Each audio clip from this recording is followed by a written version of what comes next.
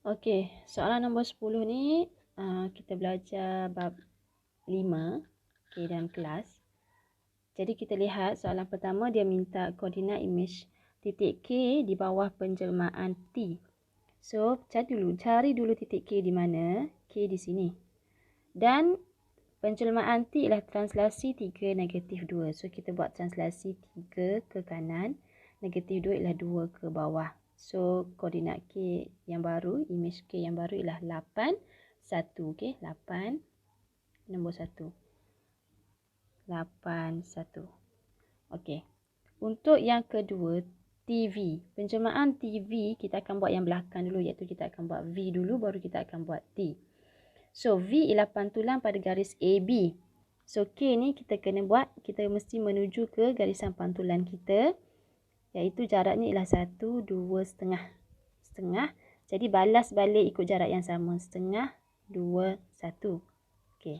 Jadi, K tu asalnya tadi, K duduk di 5, 5, 3. 5, 3. Jadi, bila dia melalui penjelmaan V, sekarang ni dia duduk di 0,8. Okay. Now, kita nak buat dia T pula. Okay. Penjelmaan T, translasi 3 negatif 2. Jadi, kat mana K tu berhenti tadi, kita kena buat translasi 3 negatif 2. 3 ke kanan, 2 ke bawah. So, inilah imej K setelah melalui penjelmaan TV, iaitu 3, 6. Okay. Tulis jawapan pun tulis bentuk macam ni lah dalam exam nanti. Okay, seterusnya PQRS ialah image. Okay. PQRS ni yang besar ni, PQRS ni dia ialah image kepada ni JMKL. Jadi maksudnya di bawah, okay, sambung sikit ayat dia, di bawah penjelmaan GL. Maksudnya ada dua gabungan penjelmaan daripada objek JMKL ni untuk mendapatkan imej PQRS. Okey, nampak tak ada satu lukisan yang soalan lukis? Okey, ni maksudnya imej transit lah. Maksudnya objek ni, imej objek ni dia bergerak pergi sini dulu. Dia melalui penjelmaan yang menghasilkan imej yang ni dulu. And then berlaku satu lagi penjelmaan yang menyebabkan imej terakhir ni terhasil, iaitu PQRS. Okey, jadi GL maksudnya L berlaku dulu baru G. Jadi, daripada objek ni ke imej yang pertama ni dia berlaku L. And then dari imej pertama ke imej yang last ni berlakunya G. So, apakah penjelmaan L? Apakah penjelmaan G? Jadi, bila kita buat, okay, kita lihat dari objek ni kepada imej yang ni, apa yang berlaku? Okay, imej sama tak berubah. Size sama tak berubah. So, dia bukan pembesaran. Kan? Dan dia berubah tempat. Okay, berubah tempat. Dan kita lihat bahawa, tengok satu sisi ni. Katakanlah cikgu tengok sisi JK. Sisi JK ni dilihat bahawa dalam imej dia duduk dekat VW. Okay, sama kan? JK dengan VW. Okay, kita tahu, kamu boleh lihat ni, dia sebenarnya ialah putaran. Jadi, kalaulah kita kata dia berputar lawan arah jam. Okay, katakanlah kalau dia berputar lawan arah jam, katakanlah dia berputar macam ni. Okay, imej akan jadi, okay, yang sini, dia akan duduk kat sini. Tapi, yang selebihnya tu dia akan duduk belah ni, betul tak? Dia akan jadi, bila cikgu lukis, dia akan jadi imej kalau dia berputar ikut, lawan arah jam, dia akan jadi, imej tu akan bergerak ke situ. Gambar dia akan jadi lebih kurang macam ni. Tapi kita, soalan bagi imej ialah gambar sebelah sini. Jadi kalau sebelah sini maksudnya arah putaran terbalik. Dia bukan lawan arah jam, tetapi dia ialah ikut arah jam. So, guna imaginasi kamu, kalau JK ni betul lah dia akan duduk kat sini. Dan yang lain ni, dia akan duduk belah kiri garisan VW. Okey. So, kita dah tahu dia ialah putaran.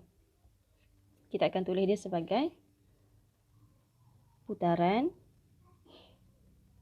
Okey. berapa darjah. Okey, kita lihatlah JK ni asalnya dia terbaring macam tu. And then now dia menegak. So dia ialah 90 darjah.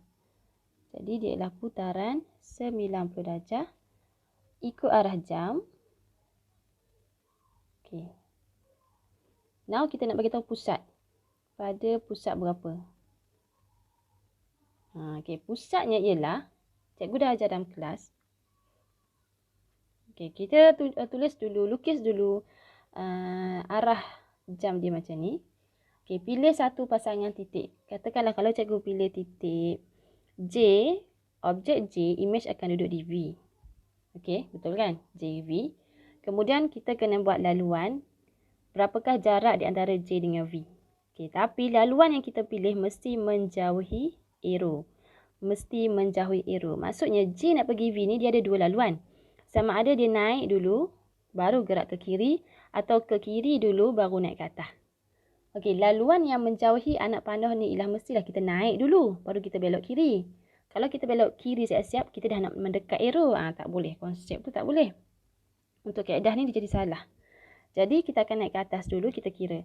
1, 2, 3, 4, 5, 6, 7, 8. Okey, jarak dia 8. 8 tu kita bahagi 2 lah. Sentiasa bahagi 2. Ni dia punya kaedah macam tu, formula dia. Kita akan dapat 4. Okey, now kita pilih sisi yang panjang.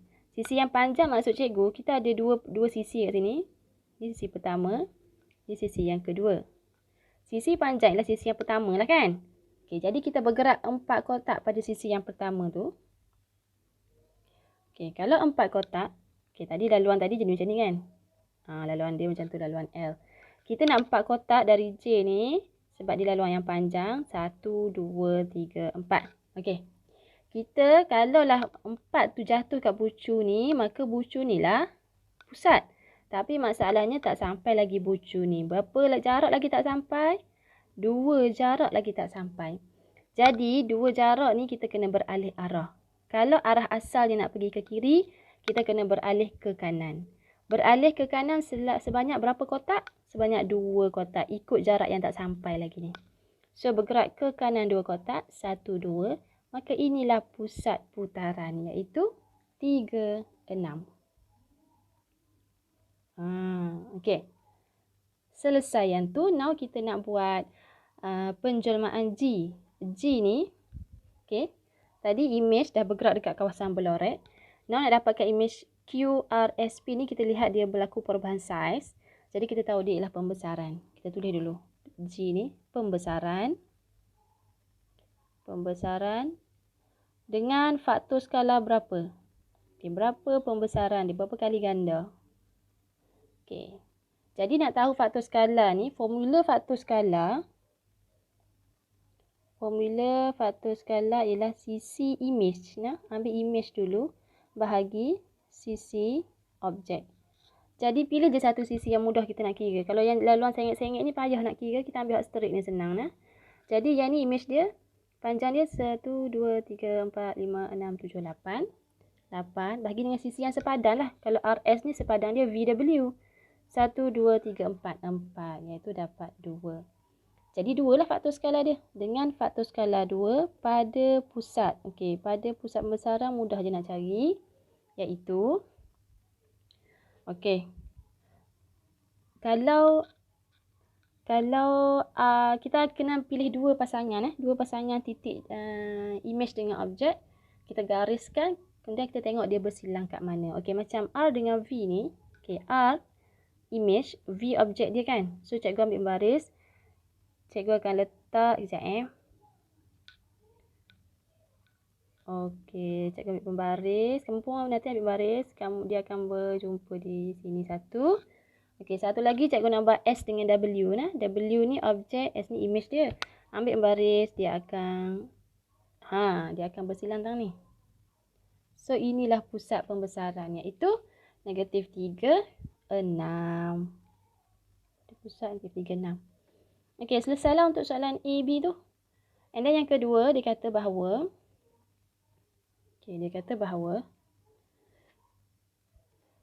TUVW ni luas dia 100. Kemudian dia suruh cari luas kawasan berlorek, luas kawasan tidak berlorek. Kawasan putih ni. Berapa luas dia?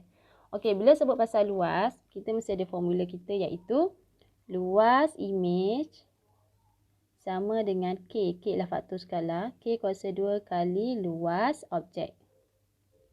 Okey. Saya padam ni.